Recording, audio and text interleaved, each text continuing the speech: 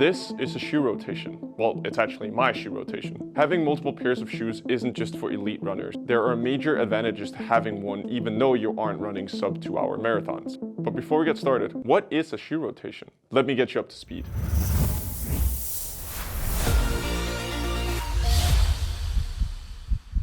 A shoe rotation is a term for the shoes that you rotate between during your weekly training.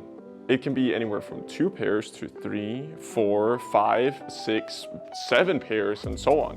Now, you don't need 7 pairs of shoes in order to build a shoe rotation, but let me catch you up on some of the benefits of rotating between at least 2 pairs. The midsole of your running shoe is made from a compact foam. Whenever you run, that foam gets compressed, whereafter the foam needs a while to recover to spring back to its original state.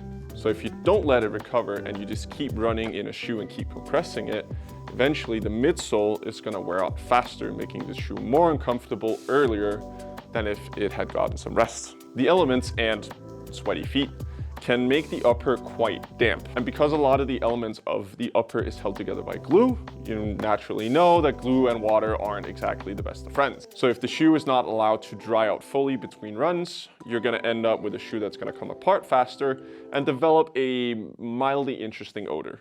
The second factor I want to talk about is that of injuries. We talk about injuries quite a lot on this channel, and today is going to be no different. Running is, as you all know, quite a repetitive sport, which puts a lot of strain on certain parts of the muscles in the legs. And since there is not a lot of variety in the motion itself, overuse can lead to injuries such as shin splints and runner's knee and IT band syndrome and so on. Like mentioned in some of our previous videos, shoes don't cause injuries.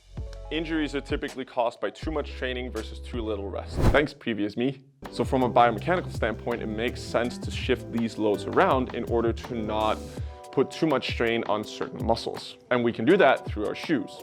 A shoe with a 10mm drop is gonna put a different load on your joints and your muscles than a shoe with a 4mm drop. And this is not just anecdotal evidence either.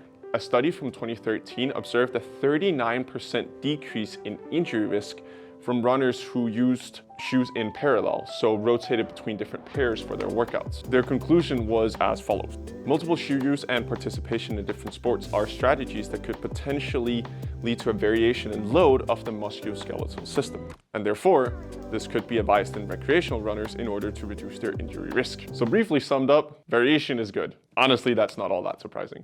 Still not convinced? Well, if you've only ever been running in one pair of shoes, I'm sorry to say it, but you're missing out on a ton of fun. A shoe is not just a shoe. They all have different properties, and choosing the right shoe for the workout can completely change the nature of that workout and make it a lot more fun to run.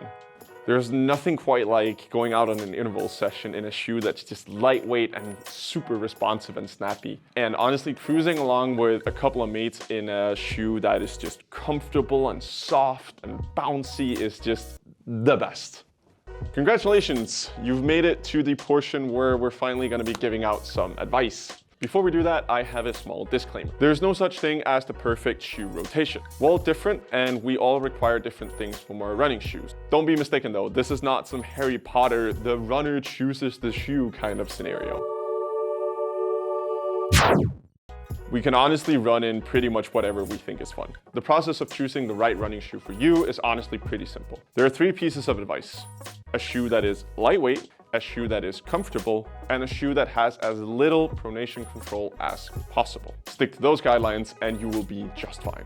Generally, building a shoe rotation starts with a single question. What do you like to run? We here at Running Expert have a strong belief that running is supposed to be fun. Therefore, the shoes you have should complement each other. So you're absolutely sure that you have a shoe that fits whatever workout you're about to embark on. What kind of building blocks do you have to work with when building your shoe rotation? For the sake of simplicity, I've divided them into 3 categories. You have daily trainers, race and interval shoes, and trail shoes. Daily trainers are exactly what the name implies. They're for your daily training. Their characteristics are generally that they're soft, they're really comfortable, and they have a nice and hardy outsole. They work really well for a majority of your workouts, but they excel at medium to low intensity. So this is what we're going to be using them for. Competition/race shoes are generally lightweight shoes that are supposed to take you from point A to point B the fastest. But you don't just have to reserve them for a race day. Generally, they feel right at home in your interval workouts. Their sort of snappy and responsive nature almost makes it feel like you're getting launched into your next step, which is honestly a terrific feeling. Now, trail shoes are a science all on their own, but briefly summed up, they have a lower stack midsole. The upper is also a lot more hardy, so that low-hanging branches and potentially thorns and bushes don't get the better of them. They also have little knobs, which make sure that you have excellent grip even on loose surfaces. So generally, the whole purpose is to make the runner feel more secure and more agile on uneven terrain. So let's assume you run 3 times per week. A typical training week could consist of a slow jog, followed up by an interval session, and then a long run, potentially late in the week or on the weekends. Generally, the first shoe you should invest in is the Daily Trainer. This, as mentioned, is your bread and butter shoe and will see the most action throughout your running life. The second pair I would invest in is a pair of race shoes. So as mentioned, these are very, very nice to have for those fast workouts. So now you have 2 pairs of shoes. This is basically your foundation. So whatever you build upon that, you want to get a pair of shoes that complement that style of workout. So say, for instance, you want to go trail running. Then getting a pair of trail running shoes is an excellent option. But let's say you want to go for an extra road run during your week. Then these go out the door, and we invite in a second pair of Daily Trainers. The reason for that is because the majority of your kilometers is going to be run in your Daily Trainer. You want to introduce that variety to keep down the injury risk. So therefore, running in a pair of shoes with a different drop than your Daily Trainers is going to be a very, very good solution to help reduce your injury risk. It all boils down to having shoes that fit your workout and your training routine to increase durability, to decrease injury risk, and finally, just to have fun. That's why we run anyway. So if you want some concrete examples of some shoe rotations, click this video to see what Lars is currently running in.